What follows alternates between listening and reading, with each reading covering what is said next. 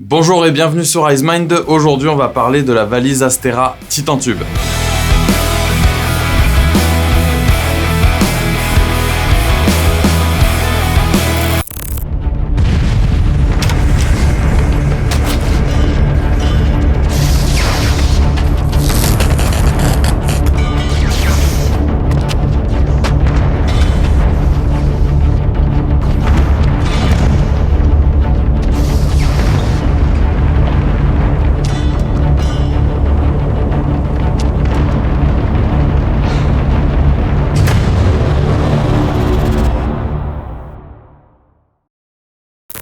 Donc voici une petite démo de ce qu'on peut faire avec, j'espère qu'elle vous a plu, n'hésitez pas à me le dire en commentaire. Je tiens à remercier Photociné Comédie de m'avoir laissé cette valise le temps d'un week-end. En plus, lundi c'était férié, donc ça c'est top. Donc j'ai pu m'en servir un petit peu plus que prévu et vraiment faire le tour de la question. Donc en fait là par exemple, les tubes Astera sont actuellement en veille, mais ils sont déjà prêts et configurés. Je vous montre ça. Voilà. Vous avez donc un effet un peu de flamme comme vous l'avez vu au début. On a un petit qui est caché là, il y en a encore un au fond là-bas.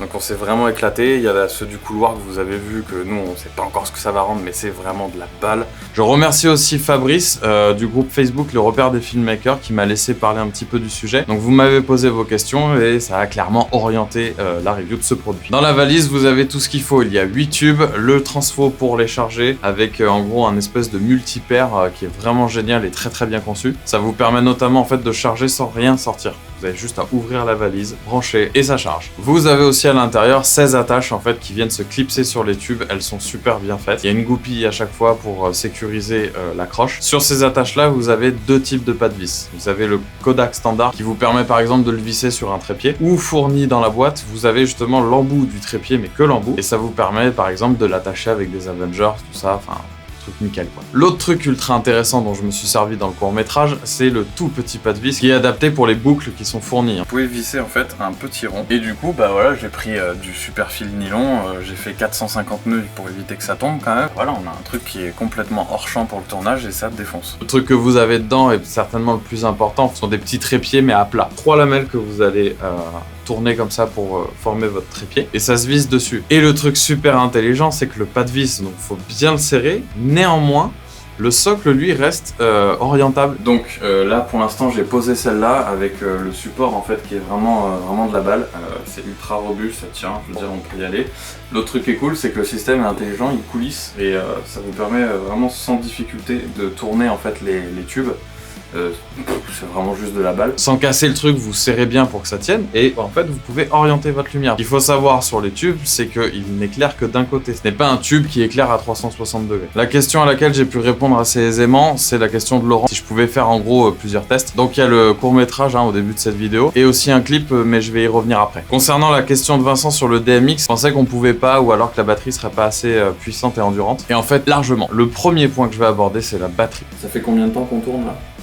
3 heures je crois, 2-3 heures. C'est un truc de fou. Écoutez bien ce que je vais vous dire. L'autonomie, elle est dingue. Je viens juste de regarder derrière parce que vous avez des petits écrans. On est descendu, suivant les tubes, entre 86 et 94%. C'est hallucinant. 3 heures. Et sur le clip que j'ai tourné durant ce week-end-là, les tubes sont restés allumés à peu près entre 4 et 5 heures. Et on est descendu à 66-74% à peu près. Donc autant dire que c'est ultra endurant, ça tient la journée. Je te donne un exemple par rapport au DMX. Si tu le fais pour un show et que tu as un concert d'1h30, et que tu pars sur admettons 3 dates, au vu de l'endurance des batteries, tu n'as même pas besoin de les recharger pendant le voyage. C'est ultra confort. Et autant vous dire que la puissance des tubes, ça plaisante pas. Et avant de parler du clip en lui-même, je vous présente le groupe. Donc c'est le groupe Demantix. C'est un groupe qui est basé autour de Lyon et Grenoble. Et ils ont fait spécialement le trajet pour venir à Montpellier pour que je puisse vous présenter ça aujourd'hui. Donc n'hésitez pas à aller sur leur clip ici quand il sera disponible pour les remercier. Dans les deux cas, j'ai utilisé l'application. Il faut absolument avoir le module en fait qui va avec, que j'ai gardé tout le long dans ma poche. Ça vous permet de piloter les 8 tubes. L'application vous permettra de contrôler tous les tubes qui sont à distance. Je ne connais pas la limite, ce que je sais c'est que ça marche très bien pour les 8. Et le truc le plus fou, c'est la quantité de presets déjà installés qui sont sublimes. Et la possibilité de créer des groupes, ça veut dire que vous pouvez séparer les 8 tubes, vous pouvez faire un groupe de 2, un groupe de 3, de ceux que vous voulez. Par exemple là, je vous montre un setup, ça pourrait être un setup un peu classique rap. Je vais vous changer les couleurs en direct avec l'application. Donc là par exemple on est en train de changer simplement les couleurs. Je peux mettre ce que j'ai utilisé pour faire le feu tout à l'heure, c'est vachement sympa. Ça c'est le preset que j'ai utilisé pour faire l'effet un peu extraterrestre. Qu'est-ce qu'on a d'autre? Bah là on a celui-là, qui est la police. Un truc très très basique, mais par contre ce qui est bien c'est que vous pouvez l'installer vraiment là où vous voulez. Du strobe, genre voilà, ça claque. Il n'y a rien à dire de plus. C'est un super produit, là je suis extrêmement convaincu. Alors ça dépend, les prix varient à peu près, mais autour de 5000 € une valise comme ça, c'est n'importe quoi. C'est pas cher, et en plus de ça, et en plus si vous passez par de la location, c'est encore moins cher. Vous avez des effets de strobe comme ça, assez courts, que vous pouvez pas laisser, en tout cas pas sur le preset qu'il y a là. Très rapide. Donc là ça a fait des bandes noires parce que le shutter n'est pas réglé. Donc je fais un grand merci à Photo Ciné Comédie d'avoir prêté ces Astera. Et concernant cette application, elle est ultra facile à utiliser, j'ai vraiment halluciné. Il faut être un petit peu patient avec le Bluetooth vis-à-vis du module, puisque en fait ils vont se mettre en veille, en tout cas moi je l'avais configuré comme ça, afin d'éviter de consommer de la batterie. Le module sans fil, pareil, se charge et il a tenu, je suis pas tombé en rate de batterie, donc je connais pas son autonomie maximum. Mais j'imagine que ça doit être plus ou moins la même, par évidence, que les tubes. Et pour ceux que ça intéresse et qui sont restés jusque là pour cette vidéo, je vous offre 3 fins alternatives au court-métrage. Ça vous montrera un petit peu ce qu'on peut faire avec les Astera, c'est très rigolo, il y a plein de trucs. C'est parti.